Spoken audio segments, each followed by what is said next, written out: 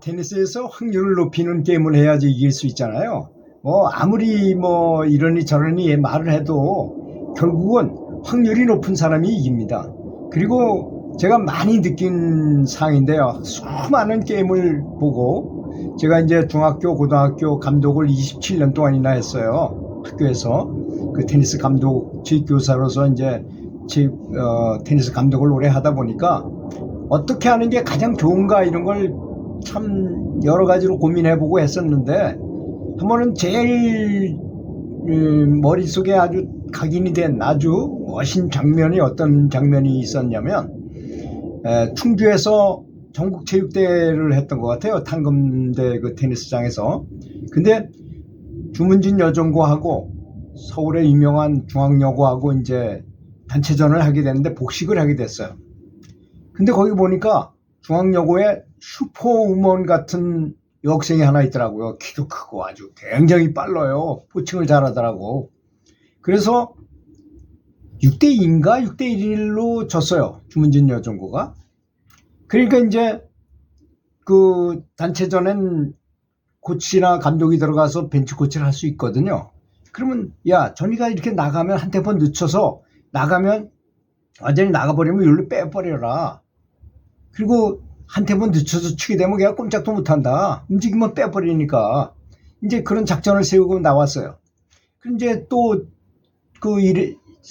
첫 세트처럼 그 여학생이 그냥 슈퍼우먼 같은 여학생이 나와서 코칭하려면 나오면 그냥 바로 빼고 또 나올라나 안 나오나 한 템포 늦춰치니까 나올 수도 없어. 움직이지도 못해. 그래가지고 쉽게 또 6대1로 주문진 여정고가 이겼어요. 3세트에 가서 어떻게 됐겠어요? 주문진 여정고가 당연히 이긴 거죠. 그래서 그때 큰 깨우침을 얻었던 건 뭐냐?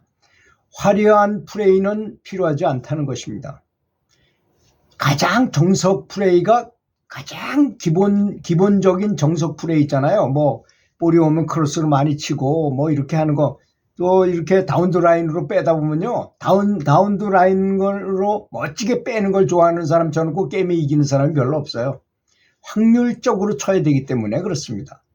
그리고 이제 공을 치기 전에는 칠 때는 반드시 눈으로 공을 정확하게 보면서 테이크백을 하고 그 다음에 임팩트를 타격을 하고 그 다음에 타격 나간 다음에도 공을 따라서 계속 보고 있어야 된다는 것입니다. 그렇게 공을 오래 보라 이거죠. 우리는 흔히 잘 치는 사람이라 하더라도 치고 나서 공을 다른 데를 봐요. 상대방의 뭐 어디가 약점이 있는지 이런 것만 보고 있는데 그런 건 저 세계 유명 선수들 프로 선수들 보면 절대로 공을 눈에서 띄지 않습니다.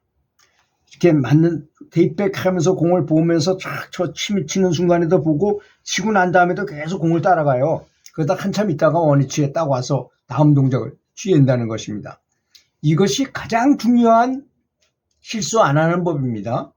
그래서 한 80%의 미스는 전부 공을 안 보는 데서 있다고 말할 정도니까. 그래서 저는 그렇게 말하고 싶어요. 가장 확률적인 것은 가장 기본적인 샷을 치는 것이다. 우리 알고 있잖아요. 어디로 치는 건지. 뭐 상대방이 서브 놓고 들어오면 크로스로 발밑으로 친다. 그 서비스 라인 구석으로 친다. 뭐 이 정도는 다 알고 있는 사실이잖아요. 그것이 과학적으로 연구해서 수많은 연구의 연구 끝에 그것이 제일 좋은 방법인 거예요. 근데 뭐 전이가 포칭을 나온다거나 뭐 이러면 가끔씩 갖다 빼거나 로브를 올리거나 뭐 이런 건 방법은 있지만 기본적인 방법은 그것이라는 걸 알아야 됩니다. 그래서 잘 친다고 하는 사람들, 복식을 잘한다고 하는 사람들은 특징이 뭐냐? 기본적인 방식으로 치더라 이거야. 특별한 멋있는 볼이나 서브도 뭐 강서브를 넣거나 주로 그런 스타일이 아니에요. 계속 남겨줘가지고 상대방이 에러를 하도록 유도하는 거더라 이겁니다. 자, 그렇다면 실수가 일어나는 원인이 뭘까요? 첫째는 기술이 미숙한 거죠. 사실 게임을 들어간 선수라면 스트로크는 기본이 다 돼 있어야 돼요. 기본이 완벽하게 돼 있는 선수라고 가정할 때 지금 얘기하는 거기 때문에 그 기술이 미숙하다. 그러면 게임에서 이길 수가 없는데 그것도 억울하게 생각하는 사람이 있어요. 그 억울하게 생각할 것입니까? 기술을 연마해가지고 실력을 갖춰가지고 나와야 될 것입니까? 한번 생각을 해봐야 될 거 아니겠습니까? 기술이 미숙하면 안 되죠. 당연히 뭐 스윙 폼이 잘못됐다거나 그 다음에 공을 라켓 정중앙에다 맞추는 타점은 임팩트를 잘 못한다거나 이런 실력을 가지고는 게임을 하면 안 될 것입니다. 연습을 많이 해가지고 나와야 되겠죠. 그리고 두 번째는 이제 기술이 부족하고 두 번째는 타격할 때 공을 아까 처음에 얘기한 것처럼 가장 중요한 내용이라고 그랬죠. 공을 치고 난 다음에도 공이 날아가는 걸 계속 보고 있으라는 것입니다. 그 정도로 공 보는 것이 중요하다. 그 다음에 상대방의 실력이 나보다 훨씬 더 뛰어나. 그래도 어쩔 수 없어요. 아무리 남기고 잘 친 것 같은데 더 잘 넘어와. 그러면 지는 거죠, 뭐. 그렇잖아요? 어쩔 수 없는 거예요, 그거는. 그 다음에 그런 건 이제 이해하는데 멘탈이 약해서 지는 경우도 참 많습니다. 멘탈이 약해.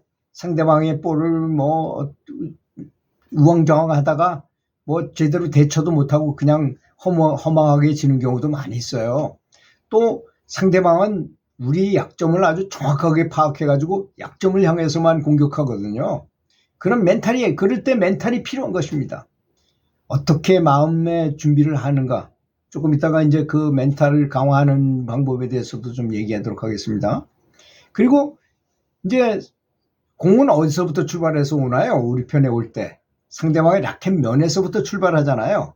그래서 항상 상대방의 라켓 면을 보고 있어라. 슬라이스로 깎았는지 드라이브로 감았는지 그렇잖아요. 잘못 맞았는지 뭐 이런 걸 다 보고 공이 어떻게 올 것이다는 걸 예측을 해야 되고 저 친구가 포핸드 칠날에다가 슈트를 잘 넣는다 이런 폼도 보면 다 알 수 있어요. 미리 그 예측을 잘 해야 된다는 것입니다. 발이 빠른 것보다는 예측을 빨리 하는 게 더 중요합니다. 그래서 여자들이 발이 남자보다 느림에도 불구하고 잘 치는 여자들 보면 하나도 발이 느리다는 생각이 안 들어요. 왜? 예측을 빨리 하기 때문이죠. 벌써 상대방이 로브 올릴 것 같으면 두 발짝 물러나요. 딱 이미 대기하고 있어. 그러니까 스매싱 할 수 있는 거죠. 그러니까 그 멘탈은 굉장히 중요하고 예측을 빨리 해야 되고 그 다음에 반응 속도가 늦어서 그렇습니다. 여러분 운동신경이라는 게 뭡니까? 이게 꼭 군인들이 경비 서다가 적이 이렇게 침투해서 들어오는 걸 보면 내가 마음대로 쏴 죽일 수 없어요. 어떻게 됩니까? 보고해야 되잖아, 위로. 적군을 발견해서 보초가. 그러면 이제 분대장한테, 분대장은 소대장한테, 소대장은 중대장한테, 중대장은 대대장한테, 대대장은 연대장한테, 연대장은 사령관한테 보고해가지고 사령관은 또 더 위로 보고하든지 그렇다면 사령관 선에서 왔으면 죽여라 그러면 그냥 총을 쏴서 죽일 수 있는데 그건 올라갔다 내려와야만 되는 거잖아요, 그게. 운동신경도 똑같습니다. 우리가 공이 날아오는 걸 봤다 그러면 내가 반응을 해야 되는데 이게 그 훈련에 의해서 그래서 훈련이 잘 되는 군대 같으면 딱 이거 말을 할 수 없으니까 이렇게 땡기면 분대장이 소대장한테 중대장이 대대장한테 금방 쫙 올라갔다 쫙 내려오는 거하고 똑같습니다. 훈련이 잘 되면 금방 반응할 수 있게 되고 훈련이 안 되면 반응이 늦을 수밖에 없어요. 그래서 다행히 축구를 했다거나 뭐 이런 사람들이 탁구를 했다거나 이런 사람들은 반응이 빠르잖아요. 배드민턴을 했던 사람이 테니스를 친다거나 그러면 굉장히 빠릅니다. 정구를 하는 사람도 그렇고. 그런 사람들은 그 전에 연습한 게 있기 때문에 굉장히 빨라요. 또 야구 선수도 빨라요. 그래서 이런 거 반응 속도가 늦어서 그 반응 속도도 빠르게 할 수 있어요. 잘 못 치는 사람이라 하더라도 반응 속도를 빠르게 할 수 있는 연습법이 있습니다. 그렇게 연습을 하면 반응 속도가 굉장히 빨라진다는 점도 알고 있어야 됩니다. 연습을 안 했는데 어떻게 잘 됩니까? 주로 이래요. 보통 아마추어들이 복식 게임을 할 때 보면 연습하는 게 뭘 합니까? 처음에 코치가 가르치는 게 포핸드, 백핸드, 스트로크를 배워요. 그래서 뭐 어느 정도 실력이 되면 이제 게임을 하기 시작해요. 서브가 잘 안 들어가.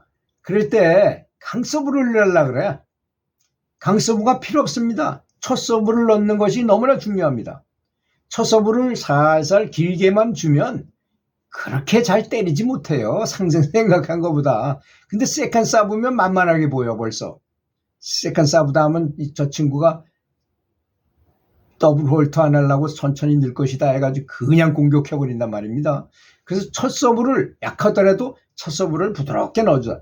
잘 치는 사람일수록 서브에 너무 강타를 치려거나 서비스로 포인을 따려 그러지 않습니다. 이 점을 아셔야 돼. 기본에 충실한 거예요. 그냥 채공식만 길게 하고 자기가 네트를 점령하는 것만 신경 쓴다 이겁니다. 또 네트를 점령하는 것도 그래요. 선수들은 서비스 라인까지 와가지고 발리를 하지만 아마추어들은 그럴 필요도 없습니다. 두 발짝만 들어가는 거예요. 두 발짝 들어가서 서요. 서서 짧으면 들어가는 거고. 그렇잖아요. 빠지면 그때는 가서 칠 수 있는 여유가 있어요. 오히려. 근데 너무 많이 들어가 버렸을 때 로브를 띄우면 꼼짝도 못해요. 그래서 아마추어들은 서브 넣고 두 발짝만 들어가라. 명심해야 될 것입니다. 그 다음에 또 한 방향을 비워두고 가면 안 되겠죠. 정중앙으로 해서 그렇게 들어가라. 상대방이 리턴하는 정중앙을 통해서 그렇게 들어가라는 것입니다. 간단한 것 같지만 굉장히 중요한 내용입니다. 이런 사실들이. 그 다음에 균형 감각이 나쁘면 또 에러를 해요. 넘어지는 거죠. 볼 치다가. 그 원인은 참 다양합니다. 근데 대부분의 실수는 시간이 없어서 일어난다는 것입니다. 그래서 시간을 벌어야 될 거 아닙니까? 자, 아까 얘기했죠. 시간을 벌려면 예측을 빨리 해야 돼. 공은 어디서 출발? 상대방의 라켓 면에서부터 출발한다. 그 라켓 면을 보고 상대방의 라켓 면을 잘 보면 공이 어떻게 오는지 알 수 있으니까. 그 다음에 타격 시 공을 잘 보고 공을 잘 쫓아가서 균형 감각을 기르고 침착하게 경기 운영을 하며 에러를 주려면 발을 많이 움직여야 돼요. 발을 많이 움직여야만 정확하게 볼을 가격할 수 있거든요. 한 발짝, 반 발짝만 움직여도 실수 안 할 거를 가만히 귀찮아가지고 안 움직이면 나만 손해가 난다는 것입니다. 그래서 발을 많이 움직여야지 실수를 줄일 수 있다는 것입니다. 이 점을 명심하시면 사실 제가 얘기한 건 중급 이상에 해당하는 얘기지만 다시 한번 얘기하지만 가장 테니스의 진리는 기본에 충실한 것이다. 이 점에 대해서 오늘은 중점적으로 말씀을 올렸습니다. 들어주셔서 감사합니다.